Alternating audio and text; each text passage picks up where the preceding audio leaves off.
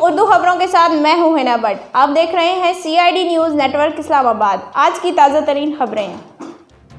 حکومت کا تعلیمی ادارے بند کرنے اور بورڈ امتحانات کے حوالے سے بڑا اعلان۔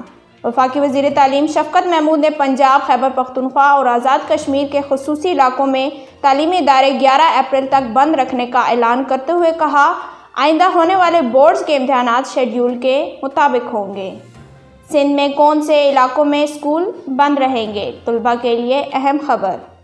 وزیر تعلیم سندھ سعید غنی کا کہنا ہے کہ سندھ میں کوئی اسکول بند نہیں ہوگا، صرف اسمارٹ لاک ڈاؤن والے علاقوں میں اسکول بند رہیں گے۔ تفصیلات کے مطابق وزیر تعلیم سندھ سعید غنی نے حکومت کی جانب سے تعلیمی ادارے 11 اپریل تک بند کرنے کے حوالے سے خصوصی گفتگو کرتے ہوئے ملک بھر میں کرونا وائرس کی صورتحال دن بدن خراب ہوتی جا رہی ہے اور اس کے مریضوں کی تعداد میں تیزی سے اضافہ ہو رہا ہے۔ دل کے عارضے میں مبتلا کرکٹر سے لاہور ایئرپورٹ پر ناروا سلوک۔ دل کے عارضے میں مبتلا لیجنڈ کرکٹر توصیف احمد لاہور ایئرپورٹ پر رل گئے۔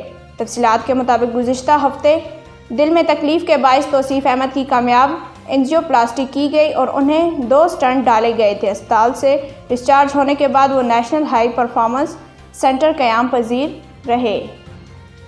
پاکستان میں ہر سال لاکھوں افراد میں TB کی تشخیص۔ پاکستان سمیت دنیا بھر میں آج تب تک یا ٹیوبرکلوسس سے بچاؤ کا عالمی دن منایا جا رہا ہے۔ پاکستان میں ہر سال 4 لاکھ سے زائد افراد میں TB کی تشخیص ہوتی ہے۔ چیئرمین سینٹ الیکشن کے خلاف یوسف رضا گیلانی کی درخواست پر فیصلہ محفوظ۔